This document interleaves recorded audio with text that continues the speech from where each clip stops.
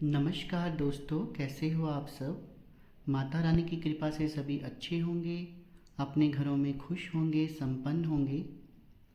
दोस्तों, मैं आशा करता हूँ कि जो वीडियोस मैं अपने यूट्यूब चैनल पर बनाता हूँ वो आपको पसंद आ रही हैं और अध्यात्म के मार्ग में बढ़ने के लिए आपको मार्गदर्शन मिल रहा है। आज का विषय जिसके ऊपर हम चर्चा करेंगे वो विषय ये है कि जब हम अध्यात्म के मार्ग पर आगे बढ़ते हैं तो शक्तियाँ, जब हम अपने इष्ट के करीब जाने लगते हैं, उनकी जो कृपा है हमारे पर बरसने लगती है, उनकी कृपा हमें मिलने लगती है, तो शक्तियाँ जो हैं वो हमारी परीक्षा कैसे लेती हैं। वो कौन से संकेत होते हैं जो हमें बताते हैं कि परीक्षा जो है हमारी चल रही है, शक्तियाँ हमारी परीक्षा ले रही हैं।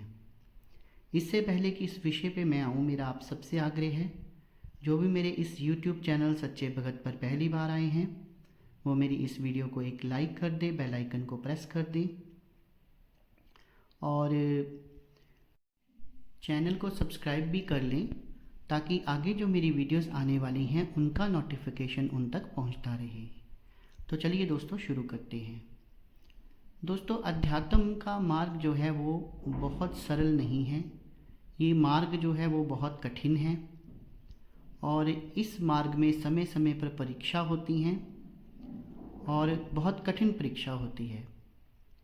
अब दोस्तों, मान लीजिए आप किसी कम्पिटिटिव एग्ज़ाम को क्लियर करना चाहते हैं। सबसे पहली कंडीशन तो ये होती है कि पता नहीं इतना एफ़र्ट डालने के बाद भी वो जो कम्पिटिटिव एग्ज़ाम है वो आपसे क्लियर होगा या नहीं होगा, क्योंकि हर व्यक्ति जो है वो उत्तीर्ण नहीं होता है। बहुत कम लोग होते हैं जिन्होंने कड़ी मेहनत की होती है, वो ही परीक्षा जो है उसको क्लियर कर पाते हैं, बाकी जो है वो रह जाते हैं। हालांकि इसमें एफ़र्ट सभी का बहुत लगा होता है, पेरेंट्स का पैसा लगा होता है, कोचिंग का पैसा जो है वो भी चला जाता है। अगर आपकी पोस्ट आपको ना मिले तो मेहनत बहुत ज़्यादा होती है, लेकिन फल हर व्यक्ति को नहीं मिलता।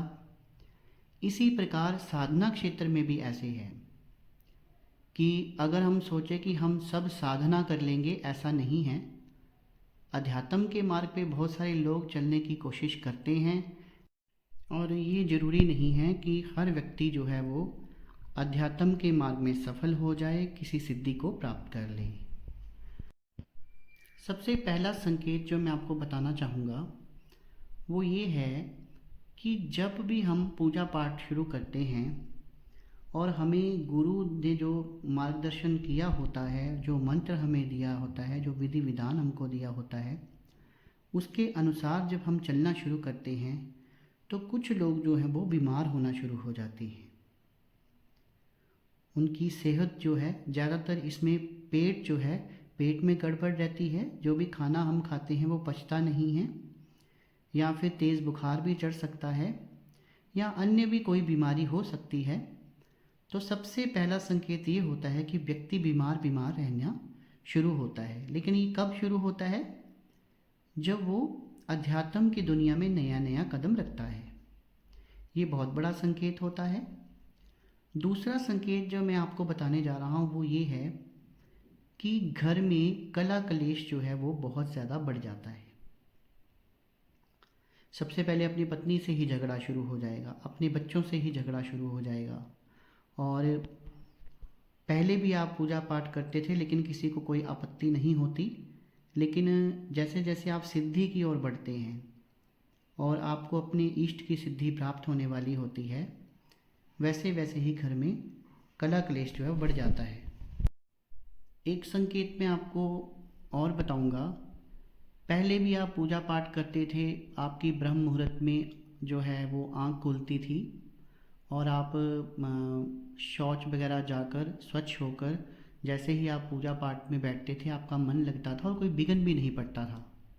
लेकिन जब सिद्धि पास आने वाली हो तो अड़चनें बड़ी आती हैं। जैसे मान लो आपके पास मोबाइल फ़ोन है तो बार बार कोई कॉल कर देगा, ब्रह्म मुहूर्त में ही किसी को कोई ऐसी इमरजेंसी पड़ जाएगी, वो आपको कॉल करेगा, या फिर आपको कोई प्रोफेशनल इमरजेंसी भी पड़ सकती है।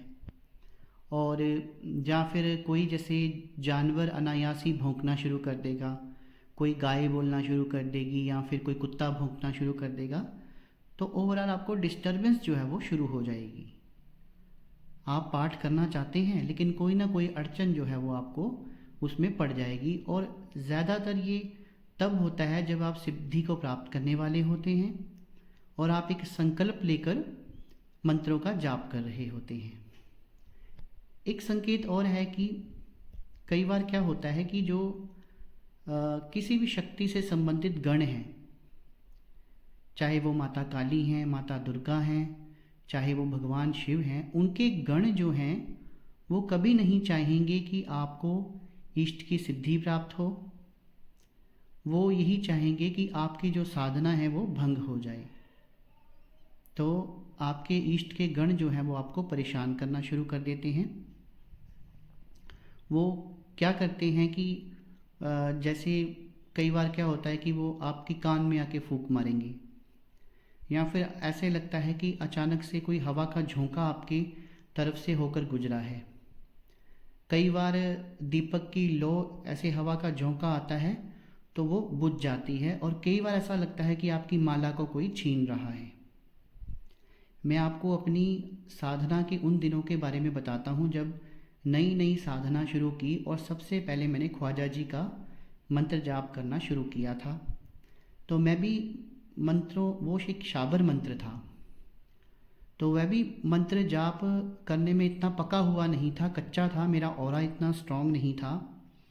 तो जैसे ही मैंने 6-7 दिन हुए तो ख्वाजा जी के मंत्र का जाप करना शुरू किया। मुझे गुरु से मंत्र मिला हुआ था वो, तो जो पहले नेगेटिव एनर्जीज होती हैं वो मेरी तरफ अट्रैक्ट हुई, और वो जो एनर्जीज थी वो इतनी तीव्र गति से आती थी और मेरे पर मुझे डराती थी। वो करती नहीं है कुछ। अगर कमज़ोर दिल वाला व्यक्ति हो तो कोई प्रॉब्लम भी आ सकती है, पर मृत्यु के चांसेस बड़े कम होते हैं। पर वो इतनी तीव्र गति से आती थी और मुझे डराती थी। और ख्वाजा जी के नीचे तो काफ़ी जिन जिन्नात भी होते हैं जो उनकी सेवा में तत्पर रहते हैं। अगर सकारात्मक शक्तियाँ होती हैं तो उनके साथ नकारात्मक शक्तियाँ भी होती हैं। तो वो मुझे डराती थी। एक बार तो एक जिन सामने खड़ा हो गया सफ़ेद रंग का, और उसने मुझे मारना भी शुरू कर दिया। तो उस समय, साधना के समय, आपका जो दिल है वो बहुत पक्का होना चाहिए। अगर आप डर जाएंगे तो शक्तियाँ जो हैं वो आप पर हावी भी हो सकती हैं। तो इस तरह की परीक्षाएं वो लेती। कभी मेरी माला को उठाकर फेंक देते थे, माला मैं कहीं रखता था वो कहीं गिरी होती थी। तो इस तरह जो गण होते हैं ईष्ट के, वो आपको बहुत परेशान करते हैं। और इसी तरह जो माता काली के गण हैं वो तो पूरी भूत प्रेतों की फौज होती है। जब आप माता काली की सिद्धि शुरू करते हैं तो बहुत कठिन होती है वो। उसमें उनकी सिद्धि में तो पागलपन सा भी आ जाता है। आप कई दिन पागल भी हो सकते हैं, पागल होकर भी घूम सकते हैं, और आपकी जो बुद्धि है उसकी क्षिप्ति भी हो सकती है। तो इसीलिए कहते हैं कि जब भी महामाई की आपने साधना कोई उठानी है तो गुरु सानिध्य से ही करनी है। जब कोई परेशानी लगे तो बीच बीच में जाकर अपने गुरु से जाकर मिलना चाहिए, ताकि वो इस एनर्जी को बैलेंस कर दें। इस एनर्जी को सिर्फ गुरु ही बैलेंस कर सकता है, गुरु के बिना ये शक्ति नहीं चलती है। माता पार्वती, माता दुर्गा, माता काली की सिद्धि नहीं होती है, क्योंकि स्वयं जब माता काली ने, माता पार्वती ने सिद्धियां की थी और भगवान शिव की पूजा की थी, तो उन्होंने खुद भी गुरु बनाया था। तो उनकी जो शक्ति है वो अपने बस में नहीं है, तो हम उनकी शक्ति को कैसे बस में कर सकते हैं? वो सिर्फ केवल और केवल गुरु ही कर सकता है।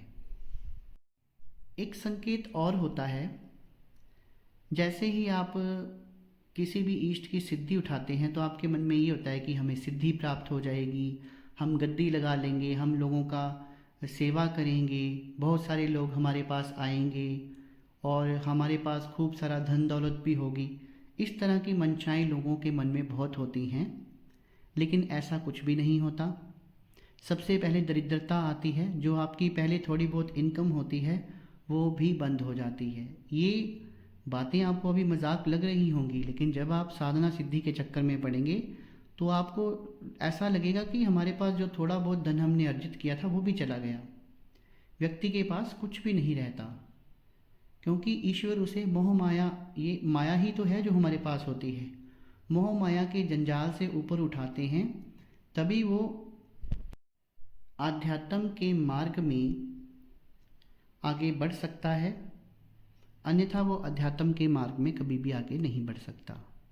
कई बार तो शक्तियाँ वो व्यक्ति अपनी साधना बंद कर दे, यहाँ तक परीक्षा लेती हैं कि अचानक से कोई बुरी खबर आपकी साधना में आपको सुनाई दी और आपको साधना जो है वो छोड़ के जाना पड़ा, या फिर अचानक से आपका बच्चा बीमार हो गया, आपकी वाइफ बीमार हो गई और इतनी ज़्यादा बीमार हो गई कि आपको उनको हॉस्पिटल लेके जाना पड़ा, और जो साधना आपने उठाई हुई थी वो बीच में ही खंडित हो जाती है।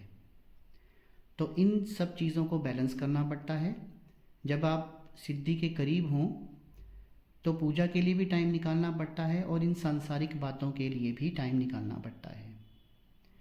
तो दोस्तों, आशा करता हूँ कुछ संकेत मैंने आज आपको बताए हैं कि शक्तियाँ जो हैं वो आपकी साधना के दौरान किस हद तक परीक्षा ले सकती हैं। आपकी मृत्यु हो सकती है, आप पागल हो सकते हैं, आपको दरिद्रता आ सकती है।